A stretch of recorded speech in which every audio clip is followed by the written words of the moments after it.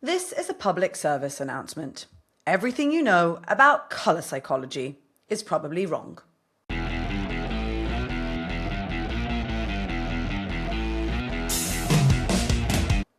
Okay, maybe not everything, but if you've ever looked up color psychology online, you've probably seen some version of this. Red equals anger, blue equals trust, green equals health, and never-ending list explaining exactly what color impacts what emotion. Countless businesses use these guides to determine the color of their brand, the background of their hero image on their landing pages or their call to action buttons, their logo. The problem? Color psychology doesn't really work that way. I'm sorry to be the one to tell you this, but that's just not how color psychology works. The idea that every single color creates one specific emotion for every person in the world is just incorrect. Unfortunately, most businesses aren't aware of this, so they end up following these guides blindly and using the wrong color, which can actually set you back or even hurt your conversions. As someone who's run thousands of A/B tests, I know one thing for certain. If you use color psychology the right way, you can influence your target audience's decision process and you can increase conversions. But before we go any further, what even is color psychology? So, according to Wikipedia, color psychology is the study of hues as a detriment of human behavior. Color influences perceptions that are not obvious, such as the taste of food. Color can influence a person. However, it is important to remember that these effects differ between people. Bottom line, color has the power to affect our behavior and influence our decision-making process. Basically, should I buy this or not kind of decisions. Color impacts our brain, which in turn impacts our feelings and our senses. The effects can be both psychological and emotional. There's actually a comprehensive review published in Coloration Technology that found color and light can influence mood, heart rate, sleep, and even our well-being. An interesting example can be seen in our everyday lives. Blue and green light can represent the sky and nature, which stimulates us and wakes us up in the morning. This is also why many doctors and scientists recommend not using our mobile devices before we go to sleep, as the screen's light wakes us up and can cause insomnia. We all need to follow this advice, me personally the most. In 2015, a study found that the color blue reduces stress, slows down heart rate, and lowers our blood pressure. Many countries use these techniques to their advantage. For example, the government of Tokyo has been known to use the color blue in their train stations to reduce the stress of traveling passengers. While the question of what color creates which effect continues to be a debate, it is undeniable to scientists and researchers alike that color does indeed affect our physiology, our brains, and our emotions. Whether we're aware of it or not, colors have an emotional effect on us. It's why some of us get warm, happier feelings during springtime, when all the blues, the greens, and the bright colors start appearing in flowers, or that we feel more gloom in the winter when things get gray and dark. I'm personally the opposite. I love the winter.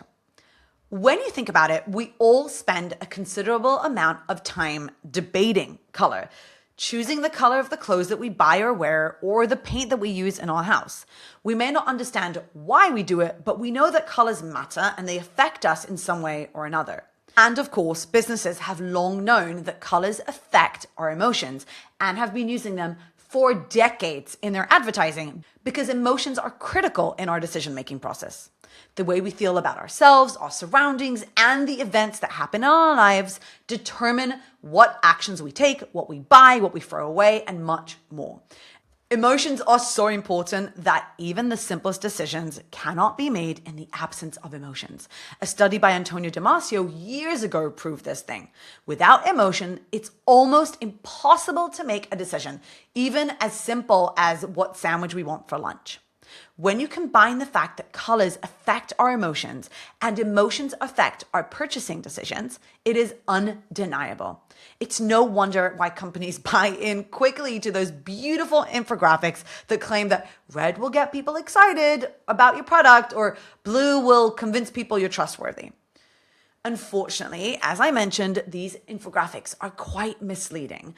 Here's what I mean by this. It's something that I found really interesting. Whenever I talk to clients about emotional targeting, one of the first things they tell me is, well, not everyone feels the same way, so how can we market to everyone using the same emotions? And they are absolutely right. People are different.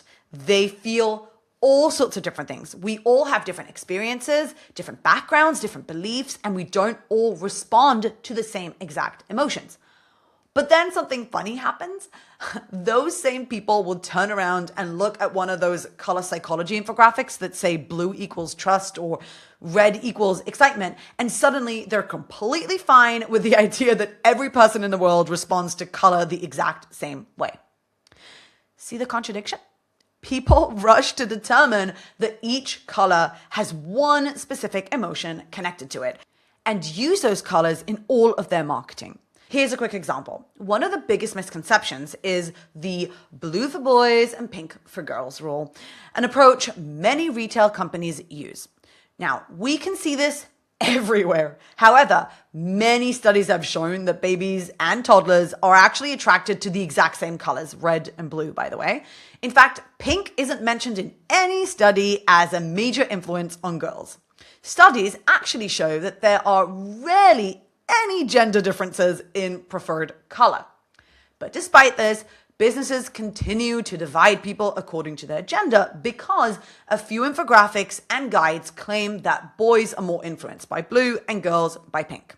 So how did we get in our minds that girls like pink and boys love blue? Well, research tells us that about a century ago, all babies were dressed in white dresses, no matter the gender. And the idea of blue for boys and pink for girls was created by none others by retailers who wanted to get parents to buy new clothes for kids. Shockingly, retailers aren't exactly fans of hand-me-downs. And today, hundreds of companies have branded themselves pink or blue because they were told that that's what the preferences of their main target audience. When unfortunately, this information is false, but it does get parents to spend a lot more money on clothes they could have just passed down instead. Many authors, blog post writers, and social media personalities tend to make sweeping statements about color psychology that are supported by what they've read online or their own personal experiences. But it's important to remember that these cannot be regarded as rules or guidelines at all. And the difference in these guides varies drastically. The color red appears to sometimes, depending on what infographic you found, create excitement and desire. Sometimes it fuels anger and frustration, and sometimes red is for warning and danger. Basically, it just depends on which source you've read. Different studies show that red triggers different emotions. The moral of the story? Different people will feel different things when seeing the color red, or any color for that matter, because we're different people. We feel differently about each color because of our different experiences that we've had in life, our culture, and the symbols that we attach to each color. So how do we use color psychology effectively? To use it effectively, we first need to understand how our target audience assigns certain emotions to specific colors. When we understand how emotions are established towards specific colors, we can then choose the right colors that we need according to those emotions that we want to enhance or relate to. The first thing we need to know is that there are 3 different ways that colors affect our emotions. Number 1 is culture. Unsurprising to anyone is that a color means one thing in one culture and another in a different one. A good example is the color white. In the Western world, white is more commonly seen as a pure color, worn at weddings and festive events. In China, it's actually perceived as a mourning color. So before you choose a color for your audience, you have to be sure to understand their culture and what the different colors represent for each of them. Here's one more example. In the Western and Japanese culture, red symbolizes anger, but in Hindu, anger is actually represented by the color black. The same exact colors have completely different emotions and meanings all over the world. The second way colors impact us is symbolism. Just like culture, we also assign different symbols to different colors. For some, yellow will always signify the sun, and for others, it might symbolize a stoplight. The same can be said for the color green. Green might mean go for one person and nature for others. The symbols that we attach to colors are affected by both our culture and our experiences. And finally, the third way colors impact us is based on our emotional experiences. So the different experiences we go through in life also affect how we perceive color. For some, the color blue may remind them of the ocean, the beach, freedom, or even a holiday. And for others, it reminds them of a sad experience, loneliness, and detachment. So in order for us to choose the right colors for our audience, we need to understand them better. Not just their geographical location or the device that they're using, but them. Where they come from, what they believe in, what they care about, and what matters to them most. Now, understanding your audience is only half of the battle. The real question is, how do you actually use that information to choose the right colors? That's what we're going to dive into in our next episode. So stay tuned, and I'll see you next week on another Heart Before Cart episode.